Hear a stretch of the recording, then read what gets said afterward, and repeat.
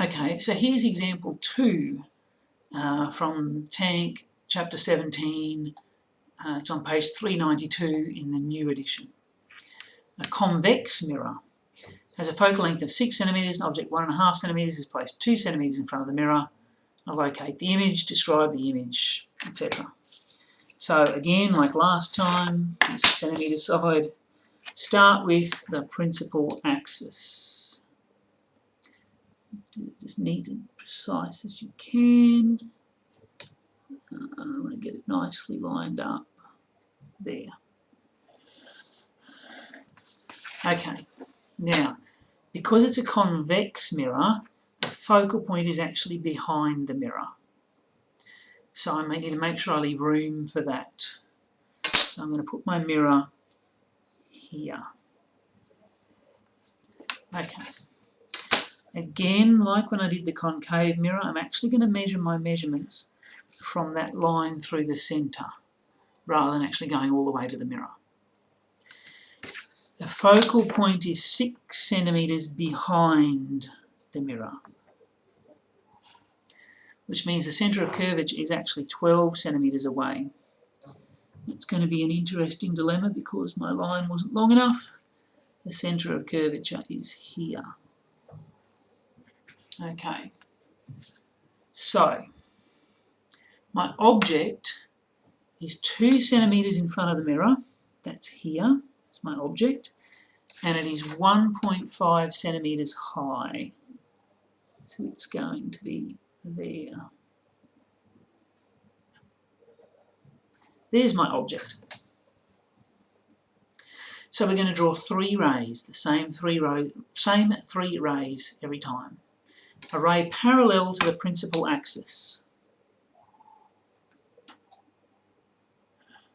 And we're actually going to reflect it here on the line rather than here on the curve, because there's no guarantee I've drawn that curve correctly. So here, it's going to reflect through the focus. Well, it can't go through the focus because that's behind the mirror. So it's going to reflect as if it has come from the focus. It's going to go that way. And if you like, actually not if you like, you should, draw in the line where it came from the focus, because we're going to need that to find the image. Okay, a ray through the focus or heading towards the focus, going towards the mirror there from that point. Okay, that one's going that way, coming back out. This one's going that way, and when it gets to the mirror, it's going to reflect. I'll just again show you. I'll draw that in so you can see it. It's going to reflect parallel to the principal axis. It takes me out that way. Okay? But if I'm out here looking, that's my eye. If I'm out here looking, I'm going to see these rays as if they've come from back here. Now let me get this straight. That ray was shockingly inaccurate. Let me draw it again neatly. It wasn't even parallel. It should be along that line. That's better. So it's as if it has come from back here.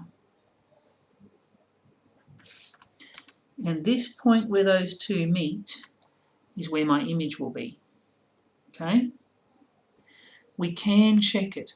A ray through the centre appears to come from the centre because it will hit the mirror and reflect straight back. And we should find that that ray would go through the same point, and it does. So that's where my image is. My image. Okay? Describe the image. Well, the image is, sorry, I'll start with the other one. It's a virtual image because the light rays don't actually travel through the image. They just appear from out here. They appear to have come from the image.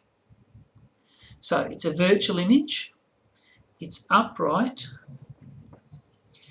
and its position is 1.7 centimetres from the mirror. It's behind the mirror. Okay, I should probably write the whole word, behind the mirror.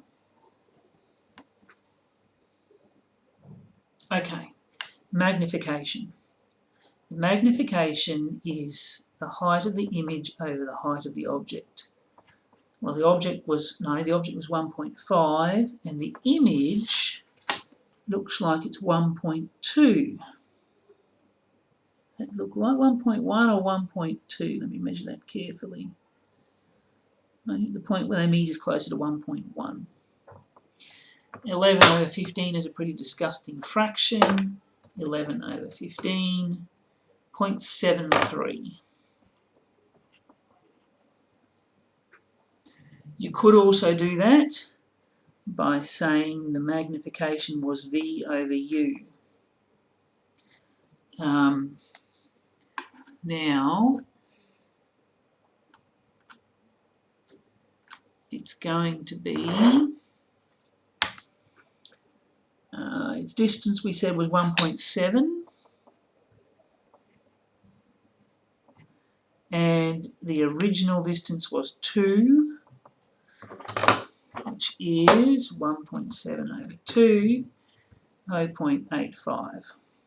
Now, they're not exactly accurate. My pencil isn't quite sharp. These lines are very hard to read. But you've got the idea. It's somewhere around 0.8.